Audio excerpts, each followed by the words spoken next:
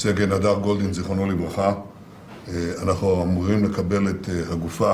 Karibu sana mtazamaji wa Zone Media, natumaini unaendelea vizuri kabisa na ubuheri wa afya. Waziri Mkuu wa Israel Benjamin Netanyahu amesema kuwa uchumi wa Israel umeendelea kuimarika licha ya vita na changamoto za kiusalama zilizodumu kwa kipindi cha miaka miwili. Akizungumza katika kikao cha baraza la mawaziri, Netanyahu alisema kuwa hatua ya shirika la kimataifa la S&P kupandisha hadhi ya mkopo wa Israel ni uthibitisho wa nguvu ya kiuchumi wa nchi hiyo.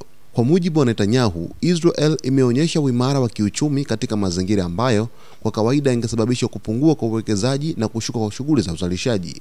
Netanyahu alisema kuwa nafasi ya Israel kijiografia na kiusalama imeimarika zaidi kuliko ilivyokuwa kabla ya Oktoba 7, akieleza kuwa tishio lililokuwa likiletwa na Iran limepungua kwa kiwango kikubwa.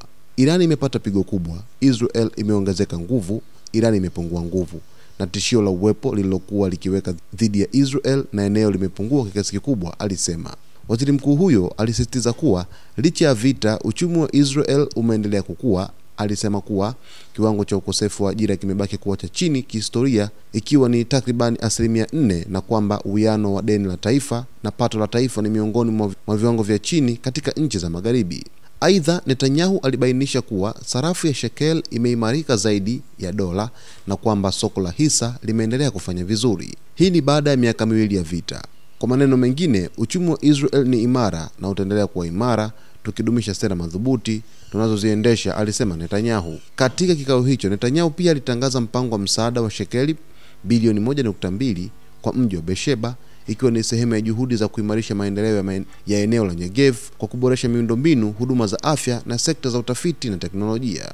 Haya ni maneno ya Waziri Mkuu wa Israel Benjamin Netanyahu ambayo aliweza kuyazungumza siku ya hapo jana katika mkutano wa kuanza kwa baraza katika taifa la Israel, ambapo aliweka wazi kwamba uchumi wa Israel unaendelea kukua licha ya vita ambavyo vimeikumba taifa hilo kwa miaka miwili, ambapo bado wanazidi kufanya vizuri kwenye soko la hisa na soko la kimataifa.